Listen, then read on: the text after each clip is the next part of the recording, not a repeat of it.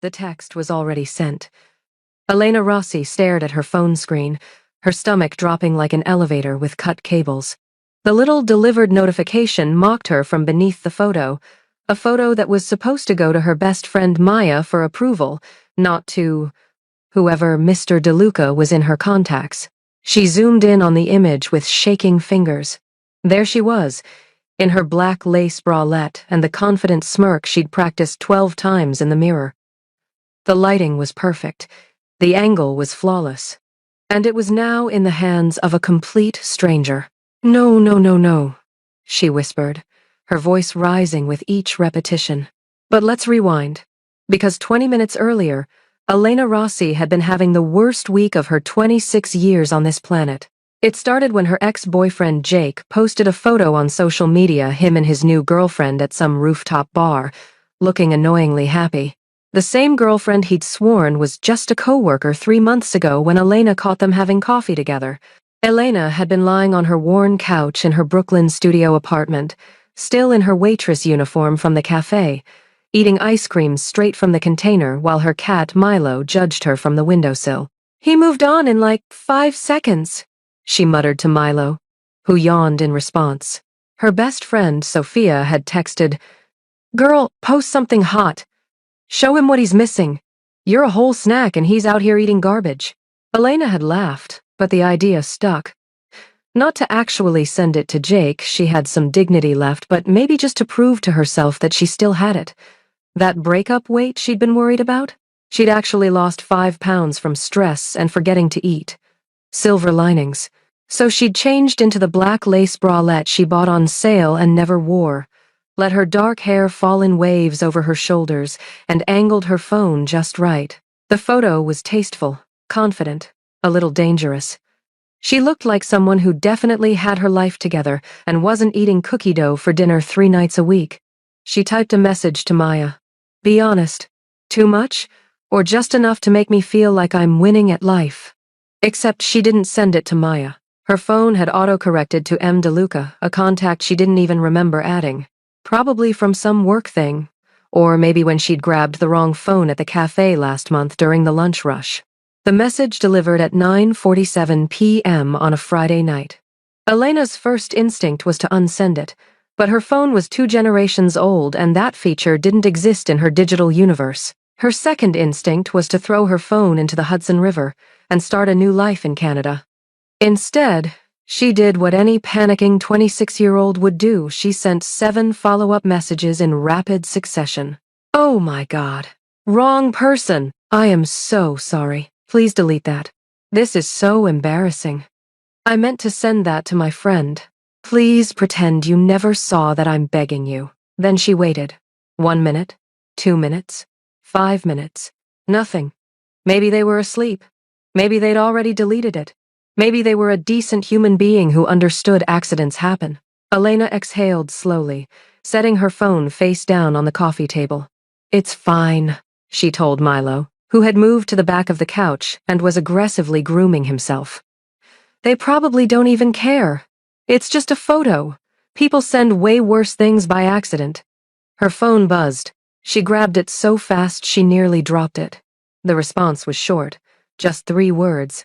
"Interesting choice of lighting."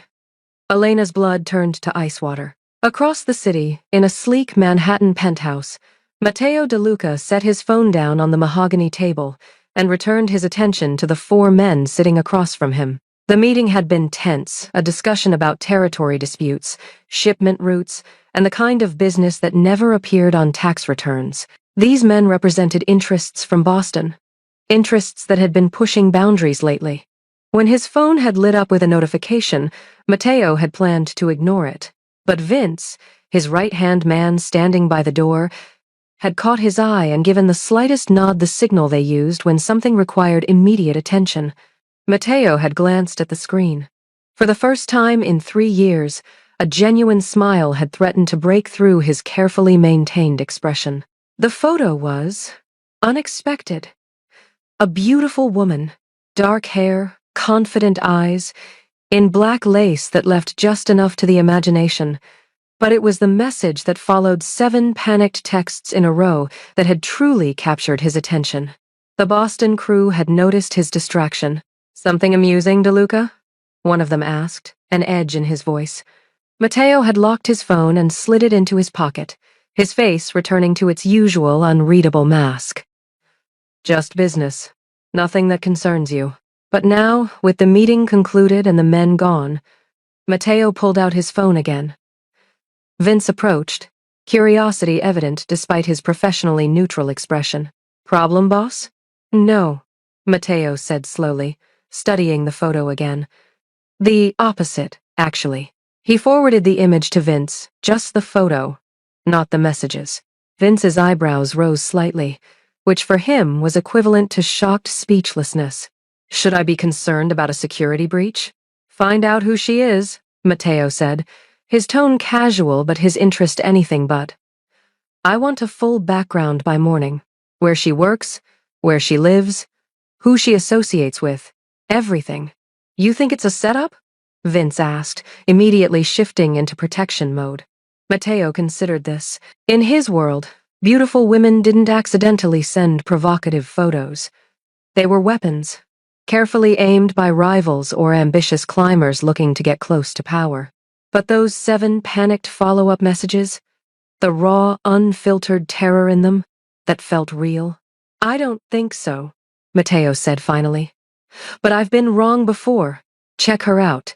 Vince nodded and left the room, already making calls. Matteo sat back in his leather chair, looking out at the glittering Manhattan skyline. He'd been in this business for 15 years, since he was 20 and his father handed him the family legacy along with all its blood and complications. In that time, he'd seen every play in the book. Seduction attempts, blackmail, betrayal disguised as loyalty. He'd learned to trust no one fully, and to keep his heart locked away somewhere even he couldn't always find it. But something about this woman's panicked apologies felt different, genuine, human in a way his world rarely was anymore. He typed his response carefully. "Interesting choice of lighting. Let her wonder. Let her worry. If this was a game, she'd make her next move. If it was truly an accident, well, accidents could be interesting too." His phone buzzed again almost immediately. "I'm really sorry, Mr. DeLuca. I don't even know how I got your number. Please just delete the photo. I promise this won't happen again. Mr. DeLuca." So she at least knew his name, even if she claimed not to know how she'd gotten his contact information. Matteo allowed himself a small smile. This was either the worst assassination attempt in history or the most entertaining accident he'd witnessed in years. Either way, he intended to find out which. Elena didn't sleep. Every time she closed her eyes, she imagined worst-case scenarios. What if M. DeLuca was her landlord's creepy nephew? What if they worked for her dad's construction company and would tell everyone? What if they were a lawyer who'd somehow sue her for for what, she wasn't sure, but rich people sued for everything, right? By 3 a.m., she'd convinced herself that M. DeLuca was probably just some random person who'd think she was weird and move on with their life. By 6 a.m., when her alarm went off for her opening shift at Café Benedetto, she'd almost convinced herself the whole thing was a bad dream. The cafe was a small Italian place in Brooklyn, family-owned for 3 generations, with the best espresso in the neighborhood and a loyal crowd of regulars. Elena had worked there for 2 years, and she loved it despite the early hours and the occasional rude customer. "You look like death," Sophia announced when she arrived for her shift an hour later. Sophia was Elena's best friend and co-worker, with bright red hair, 6 piercings, and the confidence Elena wished she could bottle and sell. "Thanks. I didn't sleep." "Hot date keep you up?" Sophia waggled her eyebrows. "The opposite. I accidentally sent a sexy photo to a wrong number, and now I'm spiraling." Sophia's eyes went wide. "You did what? Show me!" "Absolutely not. Elena Marie Rossi, you show me right now or I'm putting decaf in Mr. Peterson's order and blaming you." Elena groaned but pulled out her phone, showing Sophia the conversation. Sophia's expression went from amused to concerned. "Wait. M. DeLuca, as in DeLuca? What do you mean, as in DeLuca? Do you know this person?" Sophia grabbed Elena's arm, pulling her into the back room away from customers. Please tell me you don't know who Matteo DeLuca is. I literally just said I don't know who this is. Elena. Sophia's voice dropped to a whisper. Matteo DeLuca owns half of Brooklyn. Real estate, restaurants, import-export businesses. My cousin's boyfriend's brother works security at one of his properties and says, she lowered her voice even more, he's connected. Like, mafia connected. The room tilted slightly. You're joking. I wish I was. He's like, untouchable. Dangerous. Nobody messes with him. Elena felt her breakfast threatening to make a reappearance. So I accidentally sent a sexy photo to a literal crime boss. It looks that way, yeah. I'm going to die. I'm actually going to die. They're going to find me in the Hudson River and my mom will have to identify my body and breathe. Sophia grabbed her shoulders. Look, he responded, right? And he didn't threaten you. That's good. Maybe he thought it was funny? Elena pulled up the message again. Interesting choice of lighting. That doesn't sound angry, Sophia offered. That sounds, I don't know, almost amused? Or it's what mob bosses say before they make you disappear. You watch too many movies. Before Elena could respond, the bell above the cafe door chimed. Through the window in the door, she could see their manager, Marco, frantically gesturing for them to come back to the front. They rushed out to find the morning rush in full swing, except everyone had gone quiet. A man in an expensive charcoal suit stood at the counter. He was tall, probably mid-30s, with dark hair slicked back and a face that looked like it had been carved from marble. Everything about him screamed money and danger in equal measure. I'm looking for Elena Rossi, he said, his voice smooth and professional. Elena's feet rooted to the floor. Sophia subtly pushed her forward. That's me, Elena managed, her voice barely above a whisper. The man reached into his jacket. Elena's heart stopped and pulled out a business card. Mr. DeLuca requests your presence this evening. 7 p.m. The address is on the card. He placed it on the counter between them. A car will be sent to your residence at 6:45. What? Why? The man's expression didn't change. I don't ask questions. Miss Rossi, I deliver messages. 7 p.m. I suggest you don't be late. Then he turned and walked out, leaving absolute silence in his wake. Elena stared at the card. Heavy stock, embossed lettering. DeLuca Enterprises with an address in Manhattan. Well, Sophia whispered beside her, at least you'll die in a nice suit. Elena would have laughed if she wasn't absolutely terrified. The rest of Elena's shift passed in a blur of anxiety and dropped plates one dropped plate. But it felt like a metaphor for her entire life falling apart. Every customer who walked through the door made her jump. Every time her phone buzzed, she expected it to be a threat or a ransom demand or something equally terrifying. By 2 p.m., when her shift ended, she'd made exactly 3 decisions. 1. She was definitely going to this meeting because ignoring a mafia boss seemed like a worse idea than facing him. 2. She was telling at least 3 people where she'd be, so if she disappeared, someone would know to call the police. 3. She was wearing her most conservative outfit because clearly her current approach to clothing choices was getting her in trouble. You should wear something nice, Sophia argued as they walked to the subway together. If you're going out, go out looking good. I'm not going out. I'm potentially walking into a murder scene. Same dress code, honestly. Elena made it home by 3 p.m., which gave her 4 hours to completely spiral. She called her older sister, Maria, who lived in New Jersey with her husband and 2 kids. So, let me get this straight, Maria said after Elena explained the situation. You accidentally sent a sexy photo to the mob, and now you're meeting him for what, exactly? I have no idea. Maybe to apologize in person before he kills me? Elena, I love you, but your life is literally a romantic comedy mixed with a crime thriller. This isn't funny. It's a little funny. Look, text me the address and check in every 30 minutes. And for the love of God, don't drink anything he gives you until you see him drink it first. At 6 p.m., Elena stood in front of her closet in her underwear, having tried on and rejected 8 different outfits. Too casual, too formal, too much like she was trying too hard. Not enough like she took this seriously. She finally settled on black pants, a cream silk blouse, and the blazer she'd bought for job interviews but never wore because it made her feel like she was playing dress-up in adult clothes. Her hair went up in a neat bun, minimal makeup, small earrings.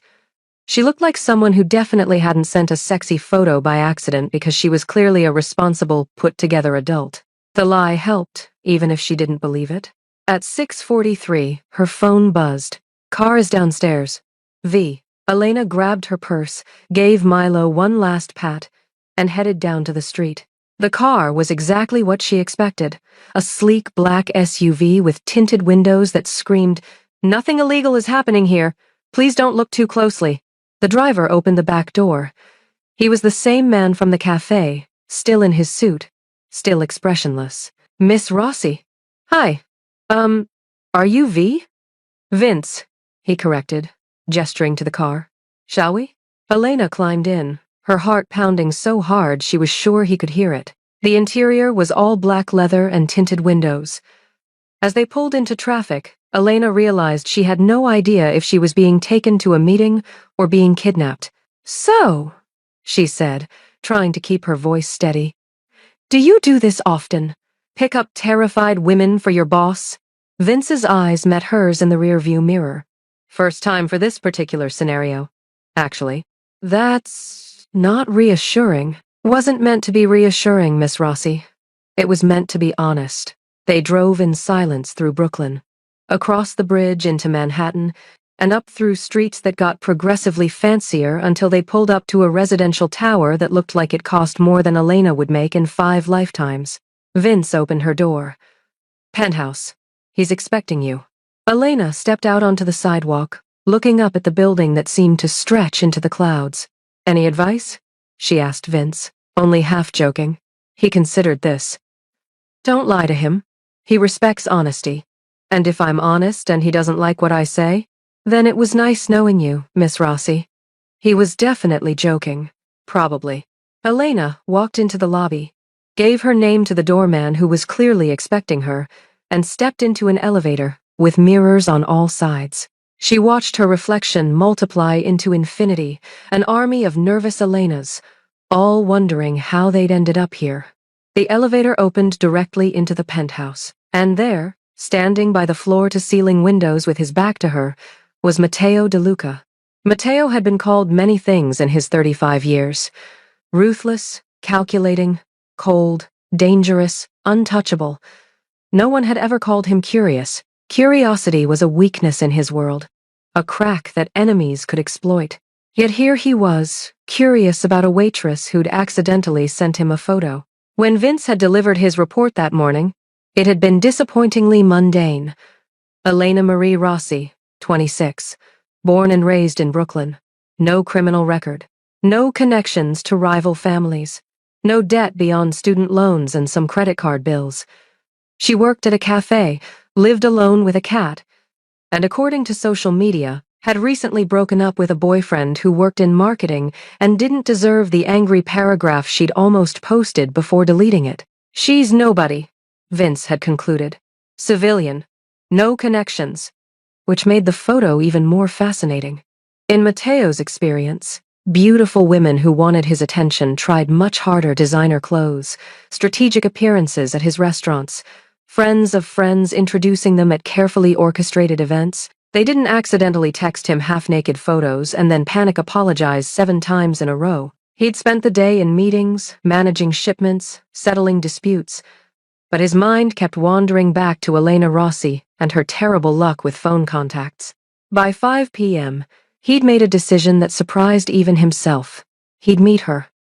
Not because he thought she was a threat, Vince's report had been thorough, but because something about her chaotic authenticity intrigued him in a way nothing had in years. Now, standing by the window as the elevator announced her arrival, Matteo composed his expression into something neutral. Not threatening, but not welcoming either. He heard her hesitant footsteps on the marble floor. "Mr. De Luca?" Her voice was smaller than he'd expected. He turned. The photo hadn't done her justice. In person, Elena Rossi was striking dark eyes that were currently wide with fear, olive skin, full lips pressed together nervously. She'd dressed conservatively, probably on purpose, but the professional outfit couldn't hide the fact that she was beautiful. Miss Rossi, thank you for coming. Did I have a choice? He smiled slightly. There's always a choice. You chose not to ignore my invitation. That shows wisdom. Or terror. Sometimes they're the same thing. He gestured to the seating area. Please, sit. She moved like she was walking toward an execution, perching on the edge of an armchair as if ready to run at any moment. Her eyes darted around the penthouse, taking in the artwork, the furniture, the windows, probably looking for exits. Smart, he thought. Matteo sat across from her, deliberately casual. Would you like something to drink? Wine? Water? No, thank you. I'd rather just... Why am I here? Direct. I appreciate that. He leaned back, studying her. You sent me something interesting last night. Her face flushed bright red. I'm so sorry. It was an accident. A stupid, mortifying accident. I don't even know how I got your number. He held up a hand, stopping her. I believe you. You do? The 7 panic messages were fairly convincing. Either you're genuinely embarrassed, or you're the worst intelligence operative in history. A surprised laugh escaped her, quickly stifled. Definitely the first one. Then we have no problem. He watched her shoulders relax slightly. However, I am curious. The photo was meant for someone else? My best friend. I was going to ask if it was too much, or... She stopped, seemingly realizing she was over-explaining to a crime boss. It doesn't matter. The point is, I deleted it from my phone, and I hope you'll do the same. Please. Already done. Her surprise was evident. Really? I'm not in the habit of keeping compromising photos of innocent women, Miss Rossi. Despite what you may have heard about me, I haven't heard anything about you. The lie was obvious, but he let it pass. Then let me be clear. You're not in danger from me. You're not in trouble. You made an honest mistake. And as far as I'm concerned, we're even. We're even? You gave me the most entertainment I've had in months. Those panicked texts were genuinely amusing. She stared at him like he'd grown a second head. You're joking. I rarely joke, Miss Rossi. But when I do, I commit to it. Another involuntary smile crossed her face, this one lasting a fraction longer. So that's it? You just wanted to meet me to say we're good? Not entirely. Matteo stood, walking to the bar and pouring himself a scotch. I wanted to meet the woman brave enough or foolish enough to accidentally proposition a stranger and then apologize profusely instead of pretending it never happened. I'm not brave. I'm just bad with technology. Same result, sometimes. He took a sip of his drink.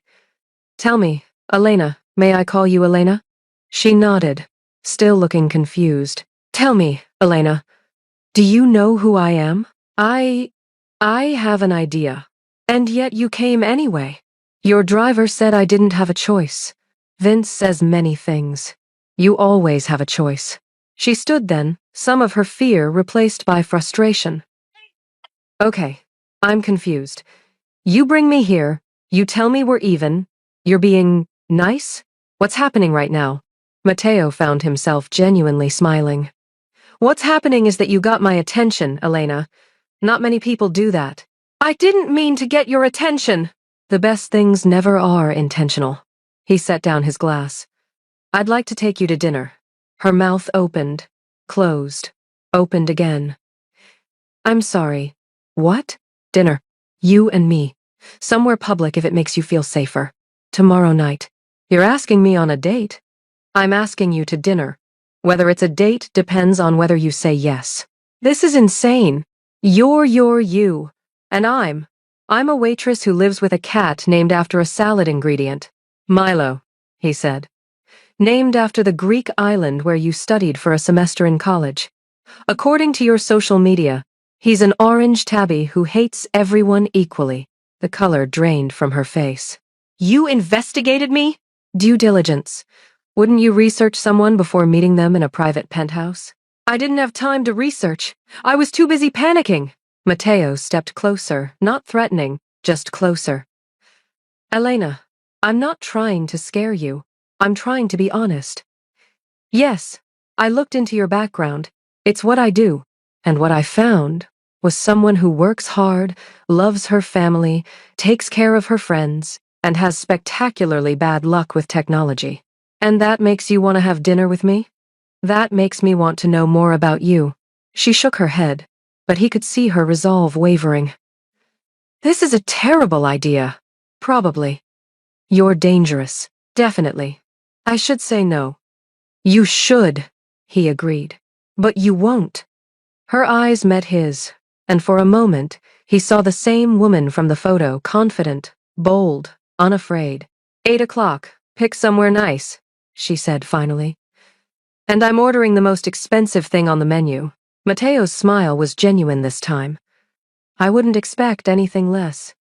Elena left Matteo's penthouse in a daze, her mind spinning. Vince drove her home in the same silent efficiency as before, but this time, when he opened her door, he said something that made her pause. He hasn't smiled like that in 3 years. What? My boss. He hasn't genuinely smiled since his sister died. Until tonight. Before Elena could respond, Vince was back in the driver's seat, pulling away from the curb.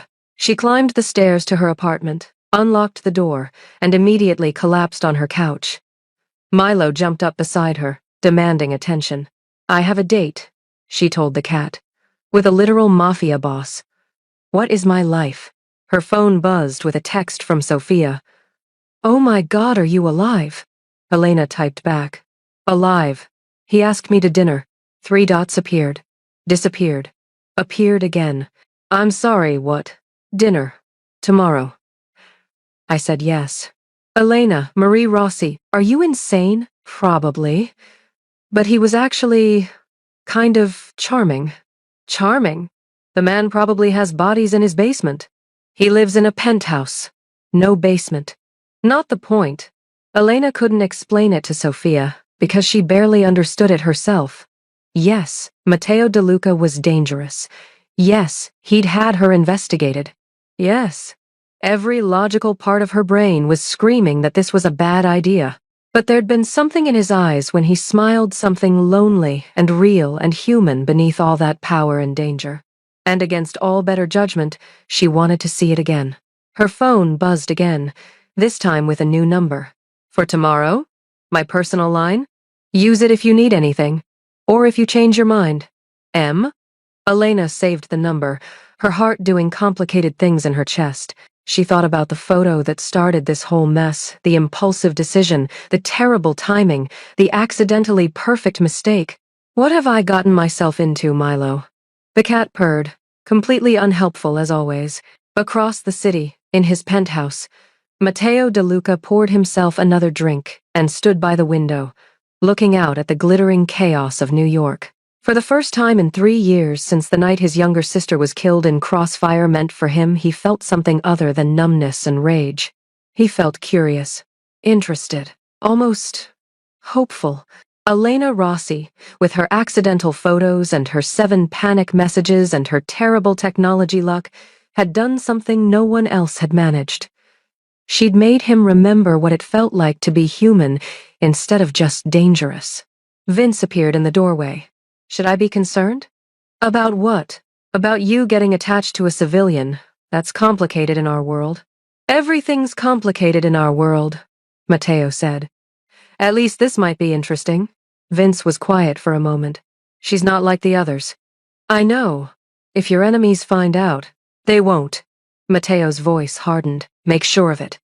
Already on it, boss. After Vince left, Matteo pulled up Elena's photo again, not the accidental one, but the one Vince had included in his report. A candid shot from her social media, laughing with friends at a restaurant, her face bright with joy. He hadn't lied when he said he'd deleted the other photo. But this one he kept, because something told him Elena Rossi was about to change everything. And for the first time in years, change didn't terrify him. It intrigued him. Elena spent the entire next day convinced she'd imagined the whole thing, except she hadn't, because at precisely 11 a.m., a delivery arrived at the cafe. A box wrapped in matte black paper with a single white ribbon. Sophia practically materialized beside her. Open it. Open it now. Inside was a camera, a professional-grade Nikon that probably cost more than Elena's rent for 3 months. And a note, written in bold, precise handwriting. Since you claim to be bad with technology, perhaps you need better equipment. Bring this tonight. M. He bought you a camera, Sophia whispered, eyes wide. A very expensive camera. I can't accept this. Elena stared at the equipment like it might explode. Are you insane? That's like $5,000 of camera. Exactly, I can't. Her phone buzzed. Before you panic and try to return it, I'm not buying your affection. I'm investing in your talent. Your social media shows real potential. Bring it tonight, 8 p.m. Address to follow. Elena typed back with shaking fingers. This is too much. His response was immediate. I've spent more on wine I didn't drink. It's a camera, not a marriage proposal. Relax. Despite everything, she laughed. The address came through an hour later, not a restaurant, but his penthouse again. When Elena arrived that evening, Vince was waiting in the lobby. But this time, his expression held something that might have been amusement. He's cooking, Vince said as they rode the elevator up. I'm sorry, what? He sent his private chef home. He's cooking dinner himself. Why would he do that? Vince's smile was subtle but genuine. You'd have to ask him. The elevator doors opened to the smell of garlic and herbs. Matteo stood in the open kitchen, sleeves rolled up, stirring something on the stove. He looked normal, domestic even. You came, he said, not looking up. You bought me a very expensive camera. I felt obligated. Good instincts.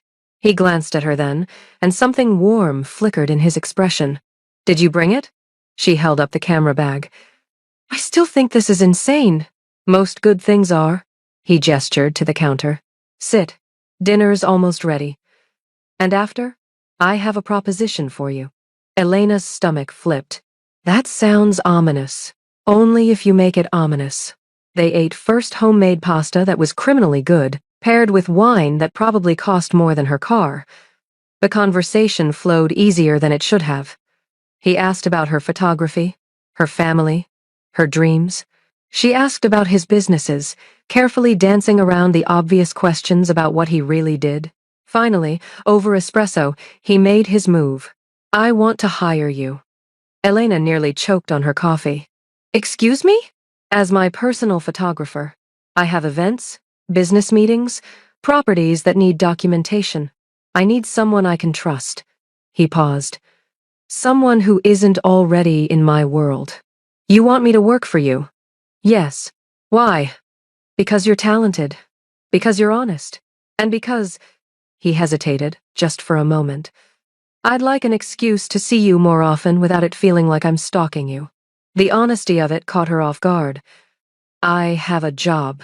Keep it. This would be freelance. A few events a month, maybe some property shots. I'll pay you triple your cafe wages for a quarter of the hours. That's a lot of money. I have a lot of money, Elena. And I'd rather spend it on someone whose company I enjoy than on another overpriced consultant who'll tell me what I already know. She studied him, trying to find the catch. And if I say no? Then we finish our coffee, I have Vince drive you home, and we go back to being two people who shared an amusing story about a mistaken photo. He met her eyes. But I hope you'll say yes. Elena thought about her student loans, her credit card bills, the way her apartment's heating barely worked. The practical side of her brain was screaming, take the money. But the survival side whispered, this is how it starts. I need to think about it, she said finally. Matteo nodded, no disappointment in his expression. Fair enough. Take the weekend. Let me know Monday. As Vince drove her home later, Elena caught his eye in the rearview mirror. Is this real? She asked. The job offer? With my boss, everything is real. He doesn't play games, Miss Rossi. He either wants something or he doesn't. And right now, Vince's eyes held a warning. He wants you around. The question is whether you're smart enough to understand what that means. Elena swallowed hard. And what does it mean? It means you're under his protection now, whether you take the job or not. Which also means you're a target for anyone who wants to hurt him. The words hung heavy in the car. So I'm damned if I do, damned if I don't. Welcome to his world, Miss Rossi. Elena said yes. Not immediately, she made him wait the full weekend like she'd promised, mostly to prove to herself that she still had some control over this situation. But Monday morning she texted him. When's the first event? His response came within seconds. Saturday. Black tie. I'll send a dress. I can buy my own dress. I know, but I enjoy buying you things. Humor me. The dress arrived Thursday, a stunning emerald green gown that probably cost more than her entire wardrobe combined. Sophia literally screamed when Elena showed her. You're living in a romance novel, Sophia declared. A very dangerous, very expensive romance novel. It's just a job. Babe, he bought you a dress. This is not just a job. Saturday evening, Elena stood in front of her mirror, barely recognizing herself. The dress fit perfectly, which meant he'd somehow figured out her exact measurements without asking. That should have been creepy, but instead it felt attentive. Vince arrived at 7 sharp. The event was at a high-end gallery in Chelsea. All marble floors, contemporary art, and people who looked like they'd never set foot in a place without valet parking. Elena clutched her camera like a lifeline. Matteo found her within 30 seconds of her arrival. You look, he stopped, and something unguarded crossed his face. Stunning. The dress does most of the work. The dress is just fabric, Elena. You make it stunning. Before she could respond, a man approached, older, silver-haired, with the kind of smile that didn't reach his eyes. Matteo, so good to see you. His gaze slid to Elena. And who is this lovely creature? Elena Rossi, my photographer. Matteo's hand settled on the small of her back, light but possessive. Elena, this is Vincent Calabrese. He owns several hotels in the city. Photographer, Vincent repeated, his tone suggesting he didn't believe that for a second. How artistic. Elena felt the insult under the compliment, but forced a smile. I like to capture honest moments. You'd be surprised what people reveal when they think no one's watching. Vincent's smile tightened. Matteo's hand pressed slightly firmer against her back, approval, or maybe warning. If you'll excuse us, Matteo said smoothly, guiding Elena away. Once they were out of earshot, she exhaled. Did I just offend someone important? You just made Vincent Calabrese, a man who once had someone's car crushed for parking in his spot, slightly uncomfortable. That's impressive. Is he going to have my car crushed? You don't have a car. Valid point. Matteo's smile was genuine. Just be careful. Not everyone here appreciates honesty the way I do. The rest of the evening was a masterclass in navigating danger disguised as sophistication. Elena photographed the event while watching Matteo work the room's smooth handshakes, quiet conversations in corners, the kind of business that never got written down. She was adjusting her lens when she accidentally bumped into a woman in a white dress, nearly spilling the woman's champagne. I'm so sorry. The woman's expression turned ice cold. Do you have any idea how much this dress costs? I know. I'm sorry. It was an accident.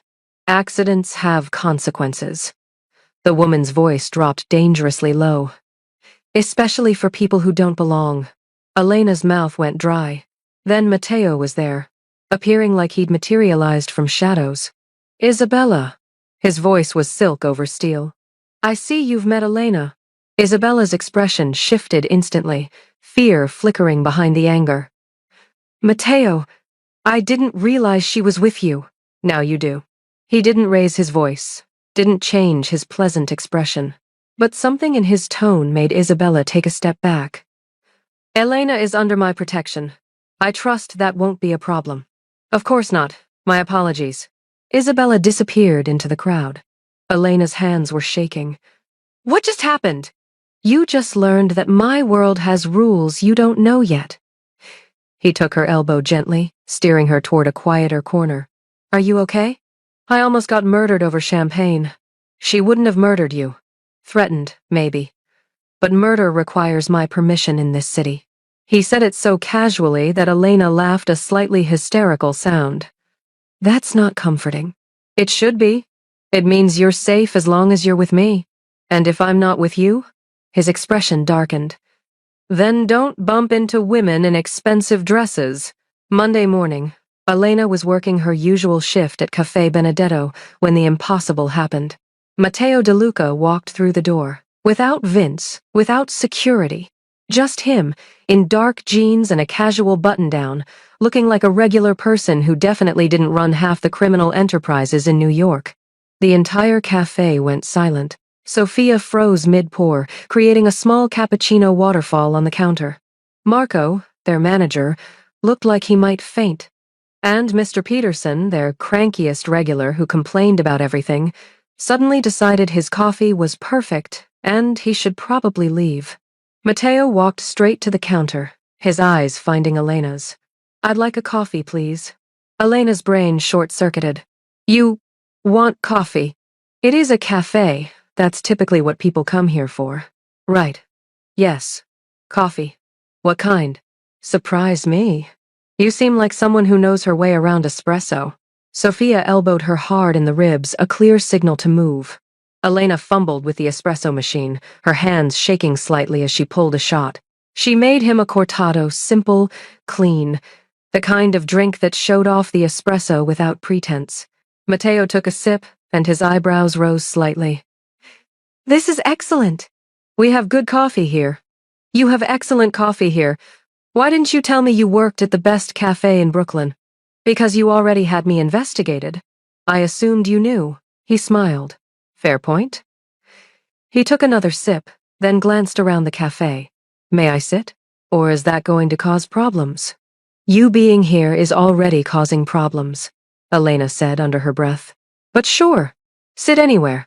He chose a small table by the window, and for the next hour, he just sat there, reading a newspaper, drinking coffee, looking perfectly normal. Except nothing about this was normal. Every customer who came in did a double take.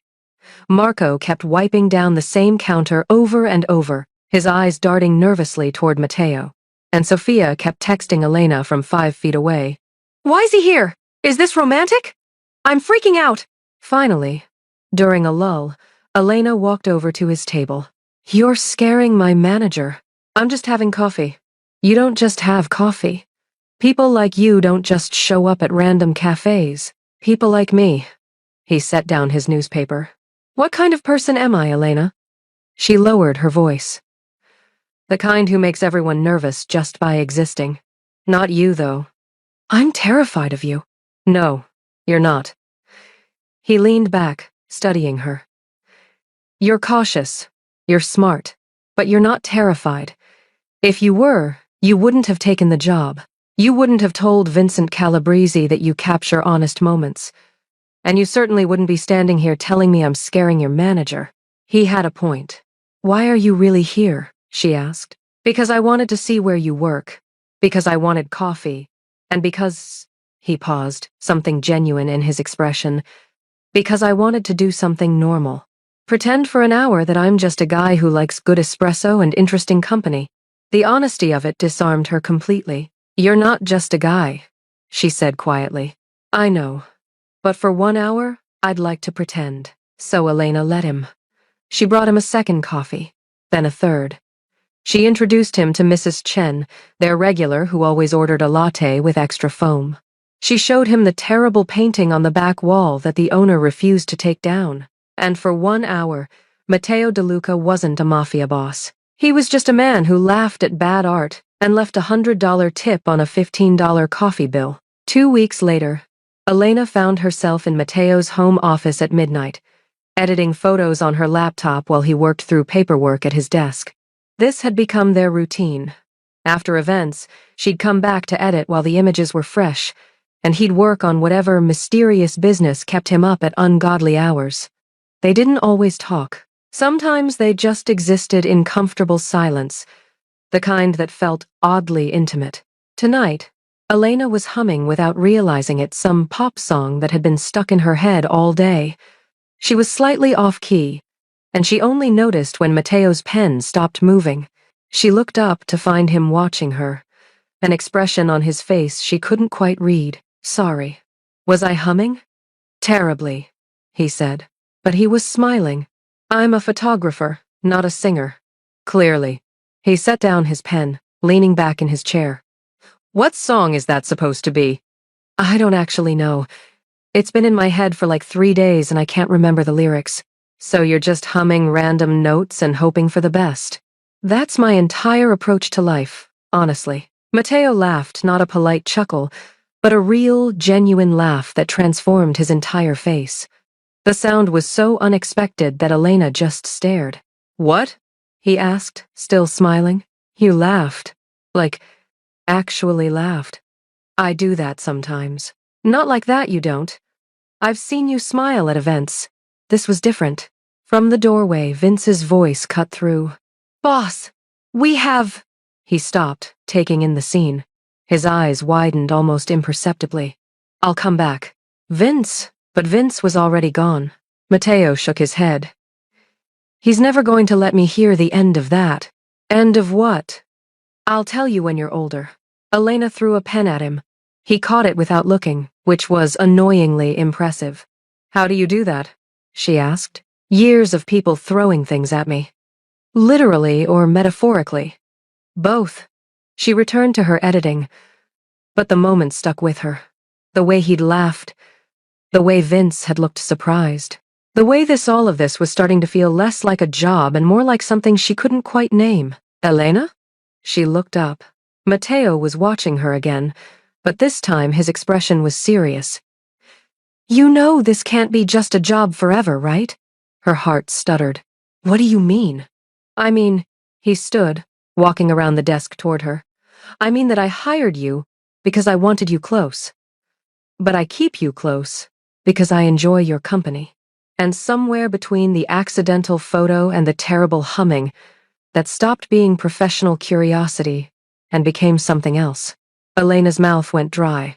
Mateo, you don't have to say anything. I'm not asking for anything.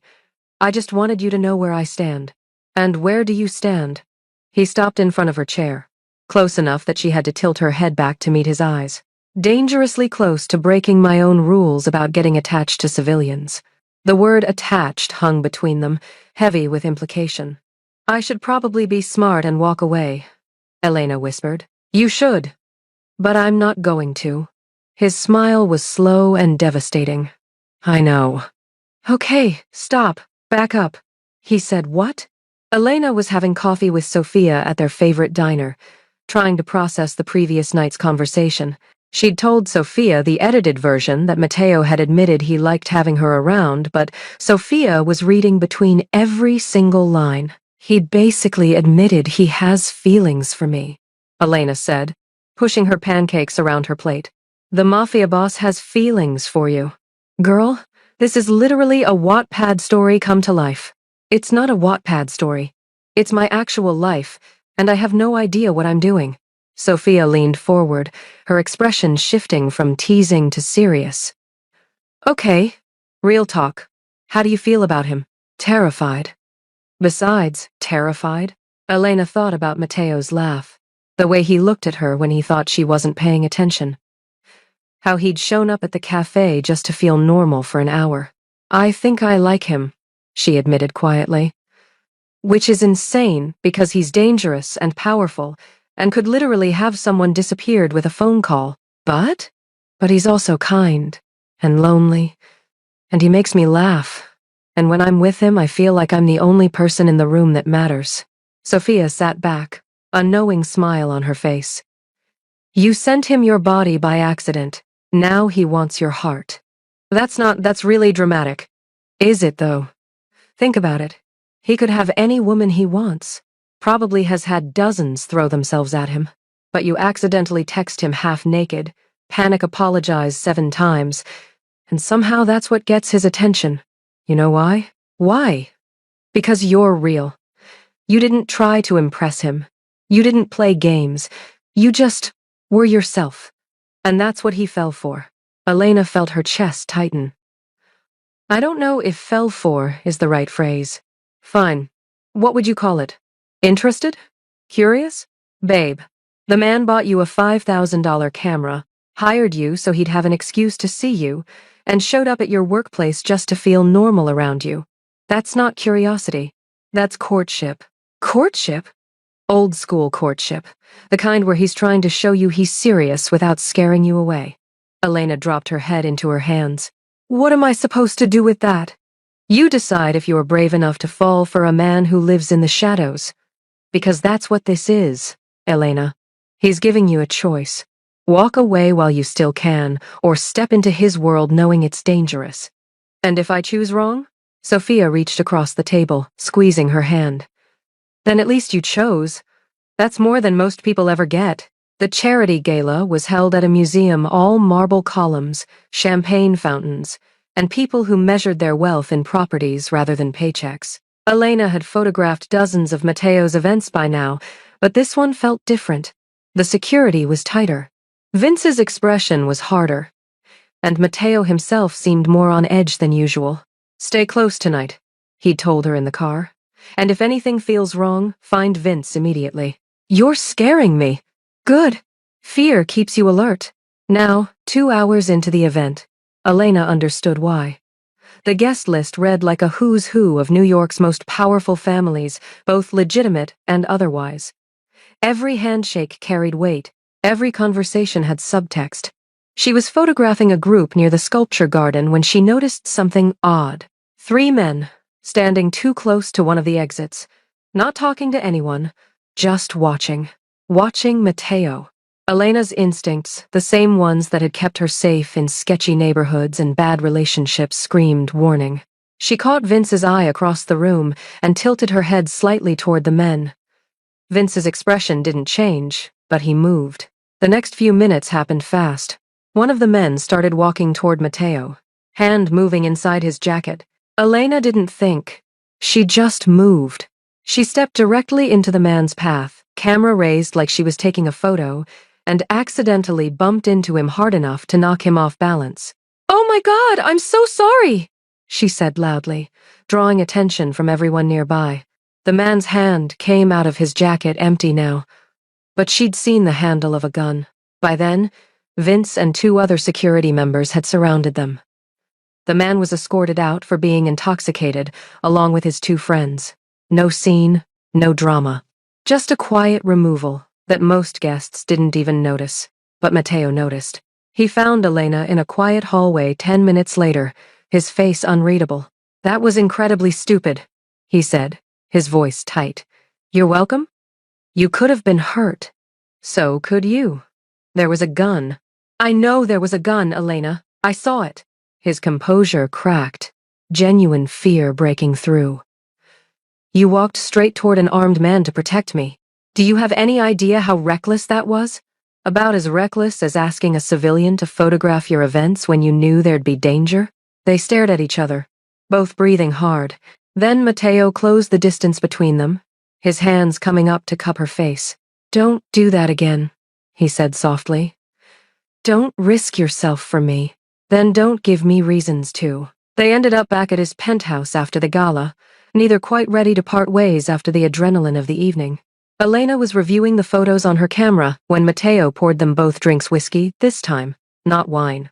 "Do you think he would have actually shot you?" she asked quietly. "Probably not there. Too many witnesses.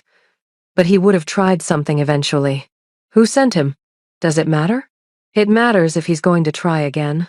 Matteo sat beside her on the couch, closer than he usually allowed himself. "He won't try again. Vince is making sure of that as we speak." Elena decided not to ask what making sure meant. "You're shaking," Matteo observed. She looked down at her hands. He was right. Delayed reaction, I guess. Without warning, Matteo took her hand in his thumb tracing slow circles over her knuckles. The touch was gentle, almost reverent. "Thank you," he said quietly. "For tonight. For seeing the danger when I was distracted." You're never distracted. I am when you're in the room. The admission hung between them, honest and vulnerable. Elena turned her hand over, lacing her fingers through his.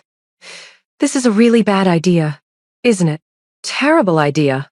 You're dangerous. I am. Your life is dangerous. It is. I could get hurt. You could. His grip on her hand tightened. But I would burn down half this city before I let that happen. The intensity in his voice made her shiver not from fear, but from something else entirely. Mateo, tell me to let go, he said, his eyes searching hers. Tell me you want to go home and forget this. Tell me I'm crazy for thinking someone like you could want someone like me. Tell me anything, and I'll listen. Instead, Elena leaned forward and kissed him. It was soft at first, tentative, a question rather than a statement. But when Mateo responded, his hand sliding into her hair, the kiss deepened into something that felt like falling and flying at the same time. When they finally pulled apart, both breathless, Mateo rested his forehead against hers. You have no idea how long I've wanted to do that, he whispered. Since the photo? Since you walked into my penthouse looking terrified but refusing to let it show. Elena laughed softly. I was definitely terrified. I know. That's what made it brave. They stayed like that for a long moment, the city glittering through the windows behind them, two people from completely different worlds choosing each other despite every logical reason not to. I'm not going to lie to you, Mateo said finally. My world is dangerous. People who want to hurt me will try to use you. You'll have protection the best I can provide, but there are no guarantees. I know. And you're still here. I'm still here. His smile was genuine and unguarded. Then I'm the luckiest dangerous man alive. Elena kissed him again, softer this time, sealing whatever decision they'd both just made. Across the room, Vince appeared in the doorway, saw them, and quietly backed out again, a small smile on his usually stoic face. For better or worse, Elena Rossi had just stepped fully into Matteo De Luca's world. And neither of them was entirely sure if it was the beginning of something beautiful or something that would destroy them both. Maybe it would be both. The photo that was meant for her friend changed everything. Now Elena's caught between two worlds, and the man who could destroy her is the same one she's falling for. What happens when his enemies find out? Comment below if you think Elena made the right choice, and smash that subscribe. 3 weeks after their first kiss, Elena started noticing the car. A black sedan, different from Matteo's fleet, parked across from the cafe in the morning. The same car outside her apartment building at night. Once could be coincidence, twice was suspicious, 3 times was a pattern. She mentioned it to Vince when he picked her up for an event. What kind of car? Black sedan. Maybe a Toyota? I'm not great with car models. Vince's jaw tightened. License plate? She rattled it off. She'd memorized it on day 2 of noticing the car. Stay in public places until I tell you otherwise, Vince said, his tone leaving no room for argument. And I'm assigning someone to you. Assigning someone? Like a bodyguard? Like someone who makes sure you stay alive. Within an hour, a woman appeared at the cafe. She was maybe 30, athletic build, with sharp eyes that tracked every customer who walked through the door. She ordered a coffee, sat in the corner, and proceeded to read a book like she had all day. Sophia leaned close to Elena during a lull. Is that woman with the espresso watching you? Yes. Why is there a woman watching you? Because someone else was watching me first. Sophia's eyes went wide. This is officially too much mafia for me to handle before noon. That evening, Matteo showed up at her apartment unannounced. Elena opened the door to find him flanked by 2 men she didn't recognize, his expression darker than she'd ever seen it. Pack a bag, he said without preamble. Hello to you too. Elena, I'm serious. Pack a bag. You're staying at my place until we figure out who's following you. I'm not leaving my apartment because of some car. It's not just a car. He stepped inside, closing the door behind him while his men stayed in the hallway. The sedan belongs to the Calabrese family. Vincent's nephew has been watching you for 2 weeks. The name clicked. Vincent Calabrese, the man from the gallery who'd looked at her like she was an insect. Why would he be watching me? Mateo's expression was grim. Because you matter to me. Which makes you leverage. The word hung in the air, cold and calculating. So this is what you meant, Elena said slowly. When you said people would try to use me to hurt you. Yes. And the solution is… What? I become a prisoner in your penthouse? The solution is you stay somewhere I can protect you while Vince handles the Calabrese problem. Handles, Elena repeated. What does that mean, exactly? It means you don't need to worry about the details. Mateo, please. The word was quiet, almost desperate. Please just pack a bag and trust me. I can't… He stopped, his composure cracking slightly. I can't lose you because I was careless. The raw honesty in his voice made her chest ache. 20 minutes later, Elena was in Mateo's SUV with a duffel bag, Milo in a carrier, and a growing sense that her life had just shifted into something she couldn't control. Living with Mateo was different than Elena had imagined. Not the luxury part that she'd expected.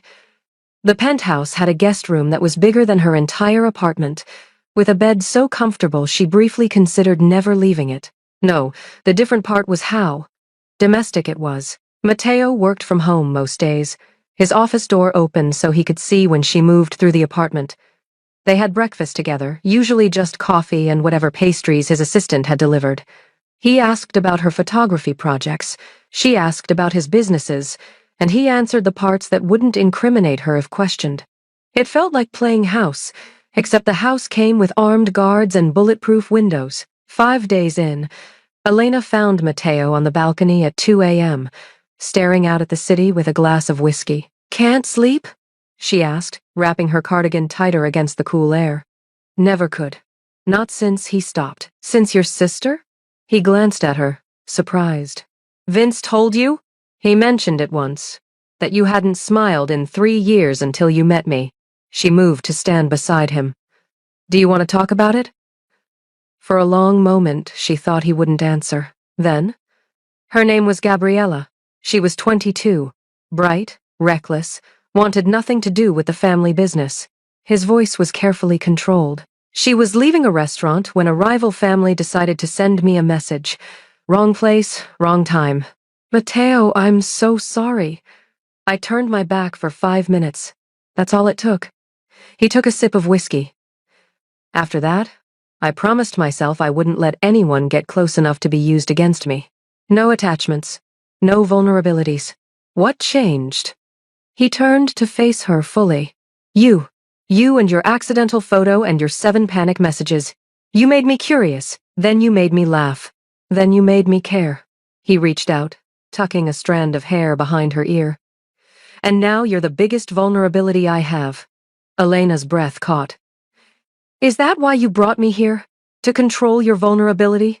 I brought you here because the thought of something happening to you makes me want to burn down the entire city until I find who's responsible. His hand cupped her cheek. You're not a vulnerability, Elena. You're the only thing that makes me feel human, and that's more dangerous than any gun. She leaned into his touch, her heart aching with the weight of his confession. I'm scared, she admitted. Good. So am I. What do we do? We figure it out. Together. He kissed her forehead gently. I've survived this long by being smarter than my enemies. I'm not going to stop now. 2 days later, everything fell apart. Elena was editing photos in Mateo's office when Vince burst in, his expression thunderous. Behind him were 2 tech specialists she'd seen around but never spoken to. We have a problem, Vince said, his eyes on Mateo but his tone suggesting Elena was part of that problem. What kind of problem? The kind where Miss Rossi's phone has been transmitting data to an outside server for the past 2 months. Elena's blood ran cold. What? One of the tech specialists stepped forward, tablet in hand.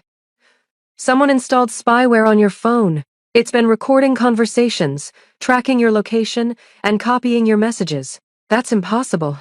I would have noticed. It's sophisticated software, the specialist continued. Looks like it was installed remotely through a corrupted link. Would have required access to your contacts and browsing history. Mateo's expression had gone completely blank, which Elena had learned was far more dangerous than anger. When was it installed? He asked quietly. Based on the metadata. Approximately 8 weeks ago. 8 weeks.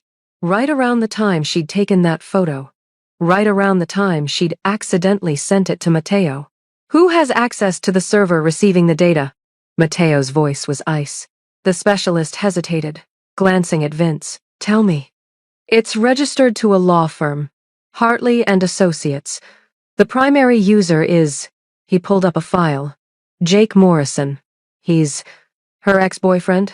Mateo finished, his eyes sliding to Elena.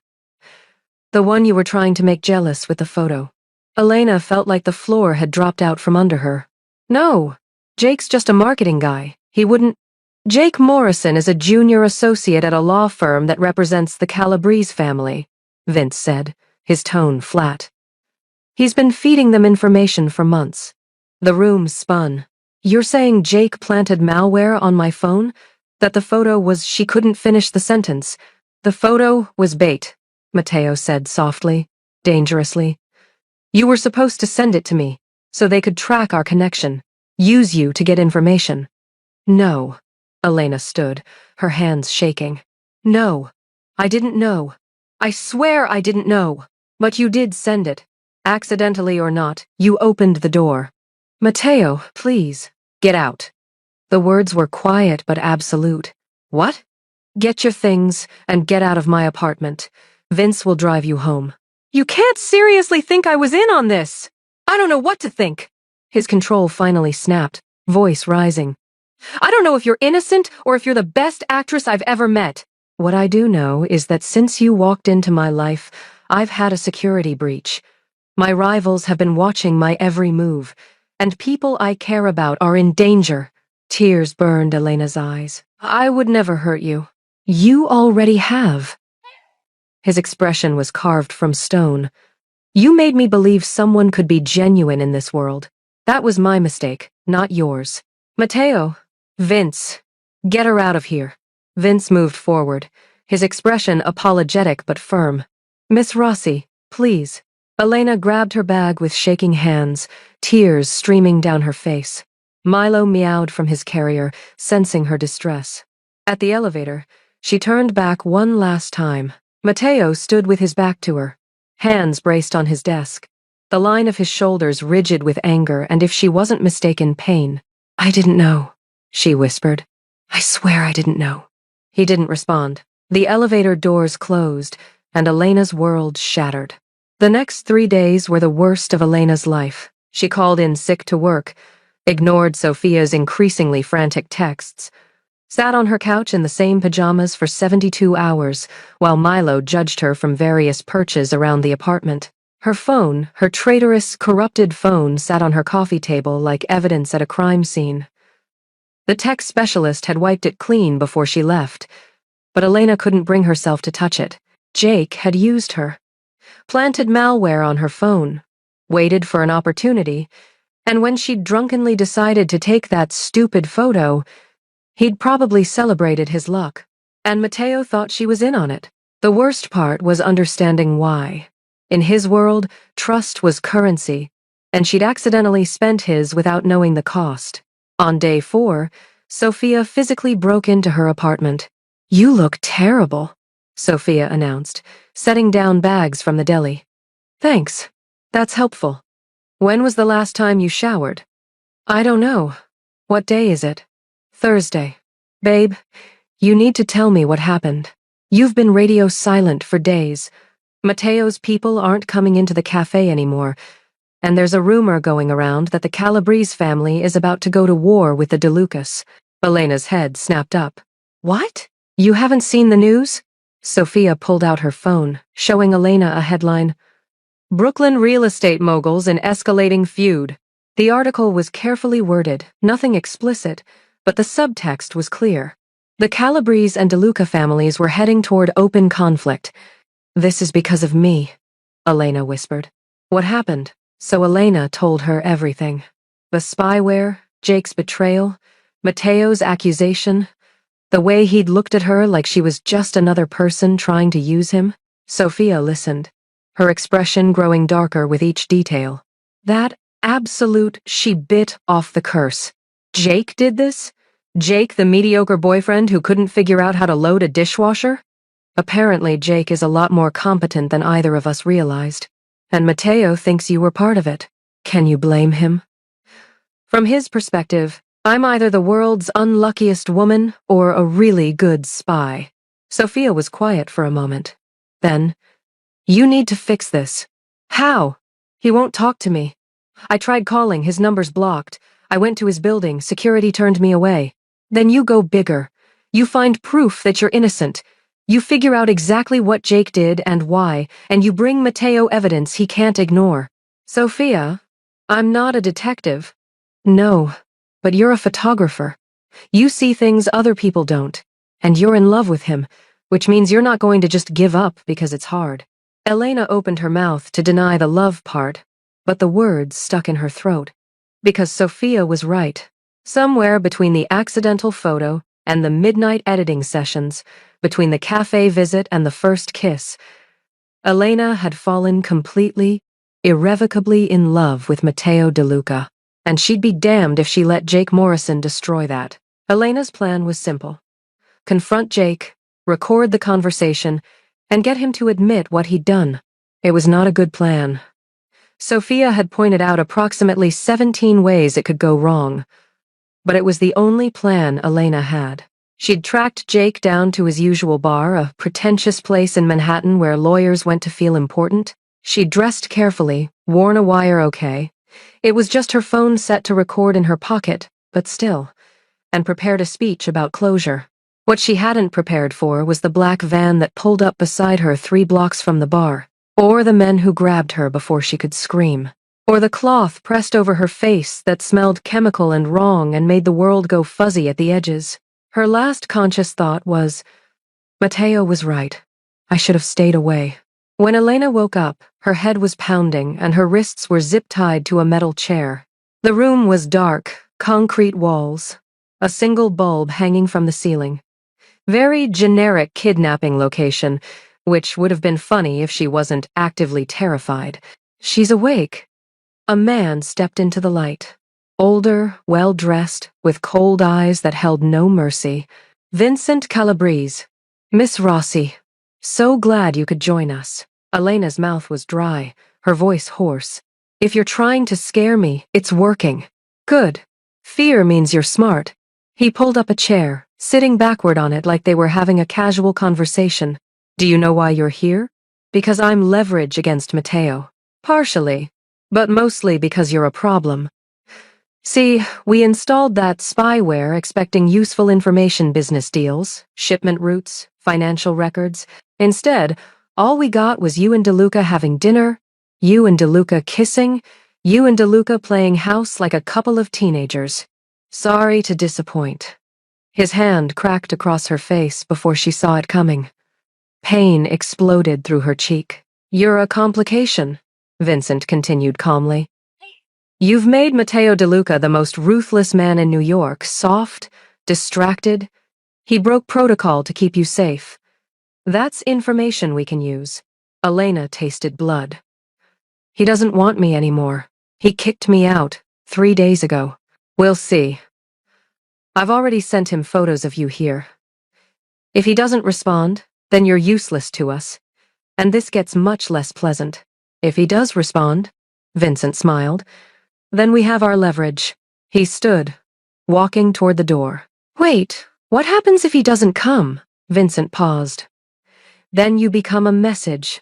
The world needs to remember what happens to people who get close to Mateo DeLuca.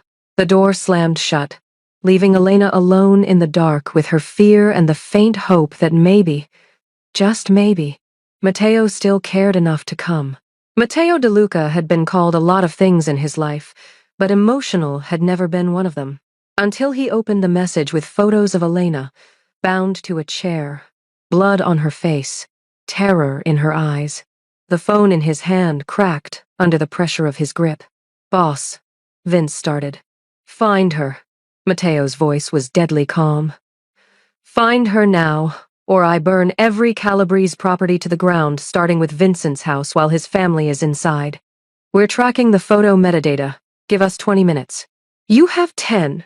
What followed was the most concentrated display of violence Brooklyn had seen in a decade.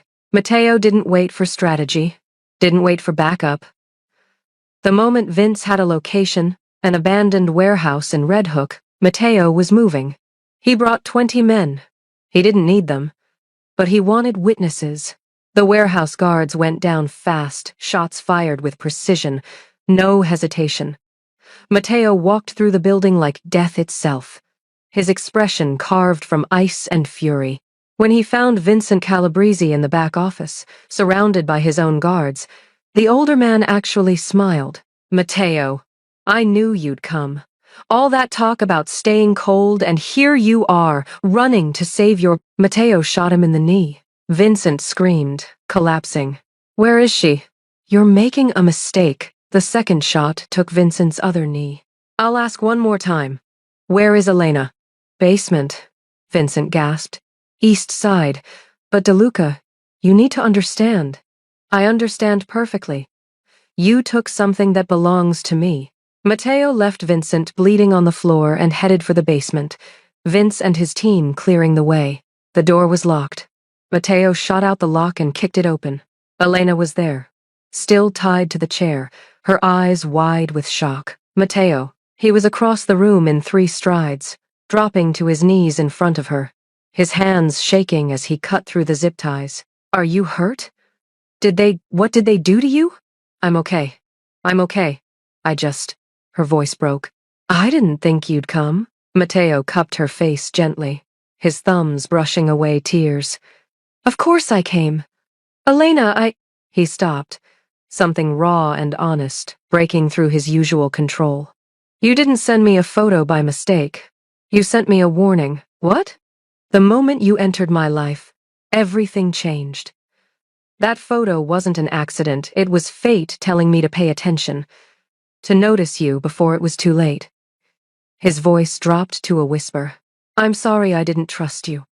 I'm sorry I let fear make me cruel. But I swear to you, I will never make that mistake again.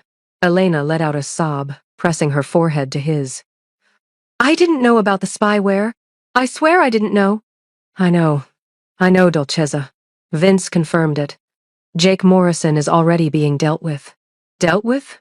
You don't want to know the details. Probably true? Mateo pulled her to her feet, wrapping his jacket around her shoulders. Can you walk? I think so. He kept one arm around her waist as they moved through the warehouse, past the bodies of Vincent's guards, past Vincent himself, who was being loaded into an ambulance under heavy police presence. Outside, the night air was cold and sharp, police sirens wailing in the distance.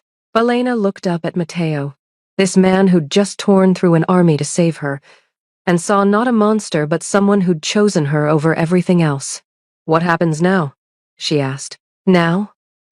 Mateo's smile was soft, genuine. Now I take you home.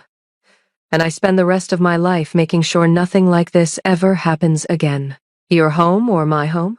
Our home, he corrected. If you'll have me. Elena rose on her toes and kissed him, ignoring the pain in her wrists and face, ignoring the chaos around them, ignoring everything except the fact that she was safe and he was here, and somehow they'd survived. When they pulled apart, she smiled through her tears. I'll have you, accidentally and on purpose. Mateo laughed, that real, genuine laugh she'd first heard in his office, and pulled her close. Best accident of my life, he murmured against her hair. One photo, one mistake, and everything changed. Elena survived the worst, but can she survive falling in love with the most dangerous man in New York? Drop a team if you're screaming, and hit subscribe, because the next chapter is going to blow your mind. Comment below, Team Mateo or Team Run Away while you still can. The meeting was set for neutral territory, an upscale restaurant that both the DeLuca and Calabrese families had interests in. Switzerland, in miniature. Mateo had insisted Elena stay at the penthouse with triple security. Elena had insisted she was coming with him. This is a negotiation between families, Mateo had argued. It's dangerous. Everything about your life is dangerous. I'm done hiding. Elena had crossed her arms, channeling every ounce of stubbornness she possessed. Besides, I'm the reason this whole thing started. I should be there when it ends. Vince had actually smiled at that. She has a point, boss. Now Elena sat beside Matteo in a private dining room, facing what remained of the Calabrese leadership. Vincent was in the hospital, his sons running things in his absence. Marco Calabrese, the eldest, had his father's cold eyes but seemed marginally more reasonable. Let's be clear about terms, Marco said, hands folded on the table. My father overstepped. The kidnapping was unauthorized and reckless. For that, you have my apology. Your apology means nothing, Matteo replied, his voice dangerously calm. Your father took something that belongs to me. He hurt her. No apology fixes that. Then what do you want? Blood? Because we can go to war, DeLuca, but that's expensive for everyone. Matteo leaned back, his expression unreadable. I want Vincent out, retired, gone from New York. I want written assurance that Elena Rossi is untouchable. Her family, her friends, anyone she's ever spoken to gets the same protection I have. That's a substantial ask. It's not a negotiation. Those are my terms. Marco's jaw tightened. And if we refuse? Elena surprised herself by speaking up. Then you'll spend the rest of your lives looking over your shoulder. Because Matteo is scary when he's angry. But I promise you, she met Marco's eyes directly. He's absolutely terrifying when he's protective. The room went silent.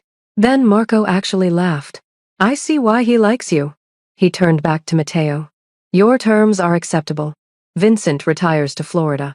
Miss Rossi gets full family protection. And we forget this entire mess happened. One more thing, Matteo added. Jake Morrison, the lawyer. What about him? He works for you. He installed spyware on Elena's phone without her knowledge. That stops today, or I'll handle it myself. Marco nodded slowly. Morrison's already been dealt with. Fired, disbarred, and strongly encouraged to leave the state. He won't be a problem. Good. They shook hands, a formal gesture that meant everything in their world. The war was over before it really began. As they left the restaurant, Elena exhaled slowly.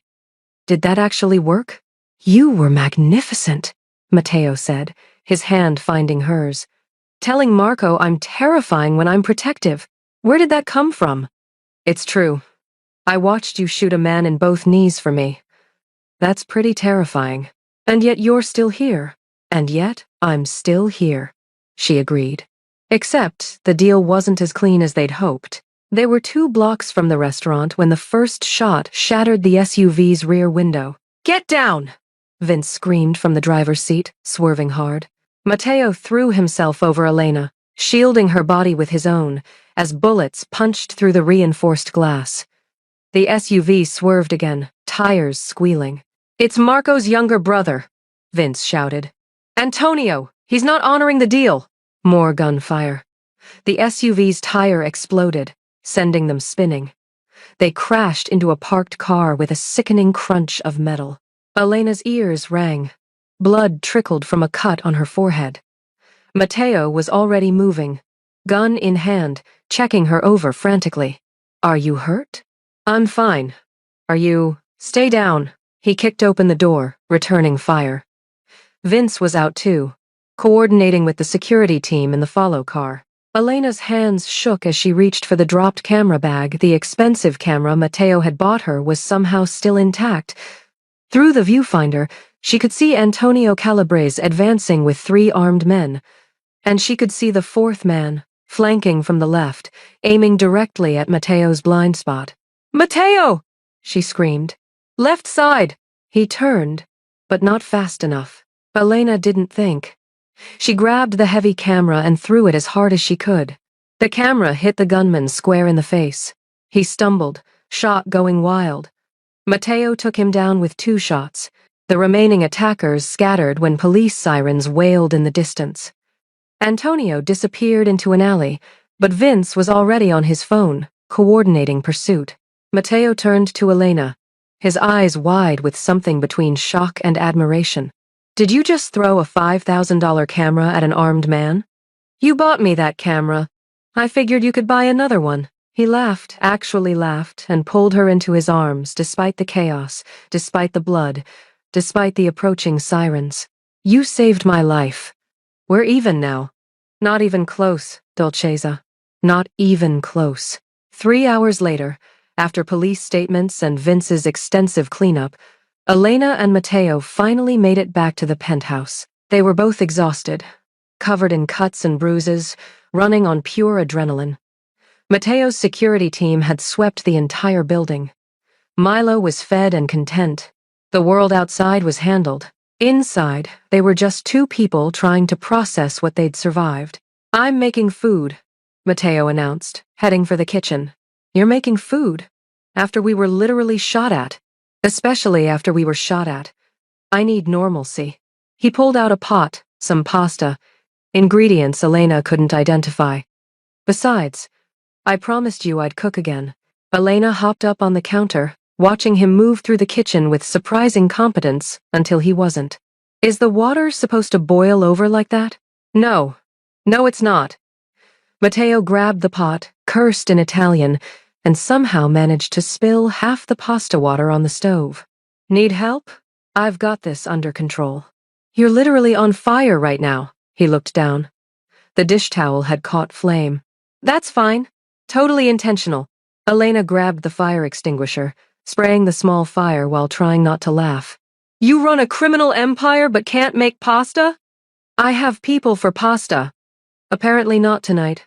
By the time they actually sat down to eat, the pasta was simultaneously burnt and undercooked, the sauce was more salt than anything else, and they were both laughing so hard they could barely breathe. This is terrible, Elena managed between giggles. It's not terrible. It's rustic. It's a crime against Italian food. I've committed worse crimes. That set them off again. Laughter echoing through the penthouse until tears streamed down both their faces. When they finally calmed down, sitting on the kitchen floor, surrounded by their disaster meal, Matteo reached over and tucked a strand of hair behind Elena's ear. I can't remember the last time I laughed like this, he said softly. Before your sister? Before everything. His thumb traced her cheekbone gently. You make me remember what it's like to be happy. Not just content or satisfied. Actually happy. Even when I'm mocking your cooking? Especially then. They kissed. Soft and slow. Tasting like burnt pasta and possibility. Later that night, Elena found Matteo on the balcony again, his thinking spot, she'd learned. She wrapped a blanket around her shoulders and joined him, the city lights twinkling below like fallen stars. Can't sleep? She asked. Too much on my mind. Want to talk about it?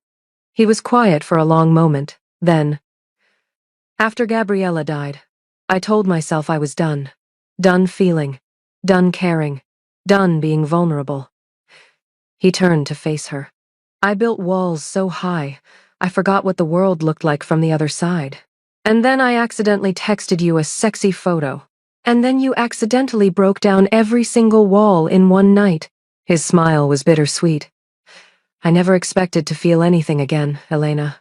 I'd made peace with being empty. With being the cold, ruthless person everyone believed I was. You're not empty. I was. Until you. He took her hands in his.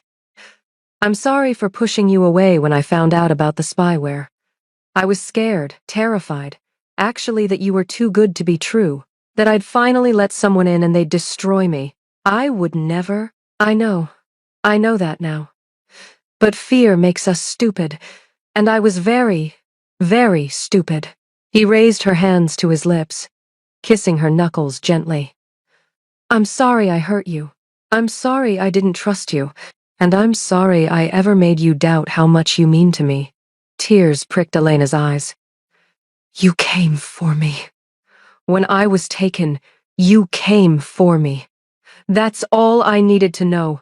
I would burn down the entire world to keep you safe. Let's maybe aim for less arson and more burnt pasta? He laughed, pulling her close.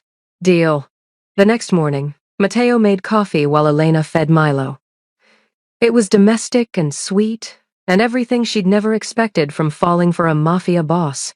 But then he set down his mug, his expression turning serious. "Elena, we need to talk." Her stomach dropped. Those words never meant anything good. "Okay. Last night, you almost died. Again. Because of me. Because of my world." He ran a hand through his hair, and I realized that no matter how much security I provide, no matter how many deals I make, as long as you're with me, you'll be in danger. "Matteo, let me finish." He moved closer, taking her hands. "I can't live in a world where you're not in it, but I also can't live with myself if something happens to you because of me. So I'm giving you a choice, a real choice, with no pressure." "What kind of choice?" "Freedom or my world. You can walk away. I'll make sure you're protected, financially supported, safe. You can go back to your life, your cafe, your dreams. No strings attached. Or," his voice softened, "you can stay. Stay in my world, with all its danger and chaos. But if you stay, it has to be because you want to, not because you feel obligated." Elena studied his face, seeing the fear beneath the careful control. He was terrified she'd leave. "Can I ask you something first?" "Anything." "When you look at me, what do you see?" He seemed surprised by the question. "I see someone brave enough to throw a camera at a gunman. Someone who makes me laugh at burnt pasta. Someone who looked at the monster everyone fears and decided to stay anyway. That's who I am, Matteo. I'm not some fragile thing that needs to be protected from the world. I'm the woman who chose you, knowing exactly who and what you are, and I'm choosing you again right now." She squeezed his hands. "But I have conditions." Relief flooded his expression. "Name them." "1. I keep my job at the cafe. I like my life, my friends, my normalcy. Your world doesn't get to swallow all of that. Done. 2. You don't make decisions about my safety without consulting me. I'm not a child or a possession. I'm your partner, which means equal say." Agreed. 3. No more burnt pasta. We're hiring a cook. He actually laughed at that. "I think I can manage that." And 4, she stepped closer, her voice dropping, "You have to promise me something." "What?" "Promise me that no matter how dangerous things get, no matter how scared you are, you won't push me away again. Because I can handle your enemies, Matteo. What I can't handle is you shutting me out." His arms came around her, holding her like she was precious and breakable and strong all at once. "I promise," he whispered against her hair. "Never again." "Then I'm staying. In your world, on my terms. With burnt pasta and danger and you. Best decision you'll ever make." "Second best," she corrected. "The first was accidentally sending you that photo." The photography studio was small but perfect, exposed brick walls, floor-to-ceiling windows letting in natural light, and enough space for both portrait sessions and her growing collection of urban photography. The sign above the door read Rossi Photography, and Elena still got a thrill every time she saw it. Sophia helped her set up for the grand opening, arranging flowers and making sure the champagne was properly chilled. "I still can't believe you actually did it," Sophia said, adjusting a frame on the wall. "Your own studio. Living the dream." "Silent investor helped," Elena admitted, significantly. "By silent investor, you mean your terrifying mafia boyfriend." "Fiancé," Elena corrected, holding up her left hand where a simple but stunning diamond caught the light. "As of 3 weeks ago," Sophia screamed. "You're engaged and you're just telling me now? I wanted to tell you in person, and with the studio opening, everything's been crazy." "Show me the ring. Show me right now." Elena laughed, extending her hand. The engagement had been perfectly Matteo, no grand gesture. Just the two of them in the penthouse kitchen, where they'd given up on cooking and ordered takeout. Him getting down on one knee and saying, "I want to accidentally be with you for the rest of my life." She'd said yes before he'd even finished the question. The studio's opening was a success. Friends, family, former cafe customers, and a few of Matteo's business associates who were surprisingly supportive. Her sister Maria cried happy tears. Her parents were there, proud and slightly confused about how their daughter had ended up dating, now engaged, to one of New York's most powerful men. Matteo stayed in the background mostly, letting Elena have her moment, but she caught him watching her throughout the day, a soft smile on his face that few people ever got to see. Late in the evening, after most guests had left, Elena found him studying a photograph on her desk, framed, slightly faded. The only photo in the entire studio that wasn't her professional work. It was the photo. The accidental one. The one that had started everything. "You kept it," Matteo said, surprise in his voice. "Of course I kept it. It's part of our story. It's a mistake. It's the best mistake I ever made." She moved beside him, looking at her own image, younger, more innocent, completely unaware that one impulsive click would change her entire life. "This photo brought me you. Why wouldn't I keep it?" Matteo wrapped his arm around her waist, pulling her close. "A year ago, I was standing in my penthouse, looking at this photo on my phone, thinking it was either a threat or the most interesting accident I'd encountered. And now? Now I know it was fate, disguised as bad technology and worse timing." Elena laughed, leaning into him. "So what happens next in our story?" "Next, we get married. You continue building your empire. I continue running mine. And we figure out how to make a life together that's equal parts chaos and happiness." "Sounds perfect." "It will be. Accidentally and on purpose." They stood there, surrounded by Elena's photography images of Brooklyn streets, candid portraits, the world as she saw it through her lens. And on her desk, that one special photo, a reminder that sometimes the best things in life come from the most unexpected moments. A wrong number, a panicked apology, and two people who found each other in the most accidentally perfect way possible. From the doorway, Vince appeared, ever the professional. "Boss, car's ready when you are." "Thank you, Vince." As Elena locked up her studio, she paused to look back one more time. Her name on the door, her work on the walls, her future spread out before her like a photograph waiting to be taken. And beside her, the man who'd started as a mistake and become her everything. "Ready?" Matteo asked, offering his hand. Elena took it, lacing their fingers together. "Ready." They walked out into the New York night, her hand in his, their story far from over, their future written in accidentally perfect moments. Because sometimes, the best love stories start with a message sent to the wrong person. And sometimes, the wrong person turns out to be exactly right. From accidental text to forever. Elena and Matteo's story proves that sometimes the biggest mistakes lead to the greatest love. Did this ending make you see our why? Drop a love in the comments. And if you loved this story, smash that subscribe button. We've got more mafia romance coming your way. Share this with someone who needs to believe in accidentally perfect love. What was your favorite moment? Comment below. Was it the burnt pasta? The camera throw? The proposal? Let me know. 6 months after the wedding, Matteo walked into the penthouse to find Elena on the couch, laptop open, laughing at something on her screen.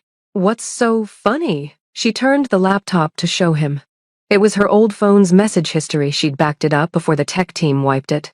There, preserved for eternity, were her 7 panicked messages to him from that first night. "Oh my God. Wrong person. I am so sorry. I was going through old files for the studio's 1-year anniversary post," she explained. "Found these and realized we should probably save them. For posterity." Matteo sat beside her, reading his own response. "Interesting choice of lighting." "I was so terrified," Elena said, smiling at the memory. "I thought you were going to have me killed. I was so intrigued. I thought you were either the bravest or stupidest person I'd ever met. Can't it be both?" He kissed her temple. "It's definitely both." Elena's phone buzzed with a new message from Sophia. "Tell your husband the cafe misses him. He hasn't pretended to be normal in weeks." "Sophia wants you to visit," Elena relayed. "I'll stop by tomorrow. I do miss their coffee." "You miss pretending to be a regular person for an hour." "That too." They sat in comfortable silence. Elena's laptop still showing those old messages, the ones that had accidentally changed everything. You know what I just realized? Elena said. What? We never did figure out how you ended up in my contacts as M. DeLuca. I still don't remember adding you. Matteo was quiet for a beat too long. Matteo? Do you remember about 13 months ago, you catered coffee for a business event? My property downtown? Vaguely. There were so many people. I was there. I saw you arguing with your manager about proper espresso technique. You were so passionate about coffee, I thought it was charming. So I asked someone to get your contact information for potential future business. Elena stared at him. You're telling me you put your number in my phone? I may have. So the accidental text wasn't entirely accidental? The text was absolutely accidental. You were supposed to reach out professionally about catering. Instead, you sent me... He grinned. Well, you know what you sent me. Matteo DeLuca? You sneaky. He silenced her with a kiss, laughing against her mouth. So really, he said when they pulled apart, you could say I accidentally planned the whole thing. That makes no sense. Welcome to our relationship. Elena shook her head, but she was smiling. So this entire time, our accidentally perfect love story was actually you putting your number in my phone and hoping I'd call? And you sending me the most memorable wrong number text in history. I'd say we both contributed to the accident. You're impossible. And you're stuck with me. Accidentally and on purpose. Forever. Forever. Elena agreed, kissing him again. Outside the penthouse windows, New York glittered with possibility, a city full of accidents waiting to become perfect. Of wrong numbers that might be exactly right, of moments that change everything with one impulsive click. And in the penthouse, two people who'd found each other in the most accidentally perfect way continued writing their story. One photograph, one burnt pasta dinner, one shared laugh at a time, because sometimes the best things in life aren't planned. They're accidentally perfect.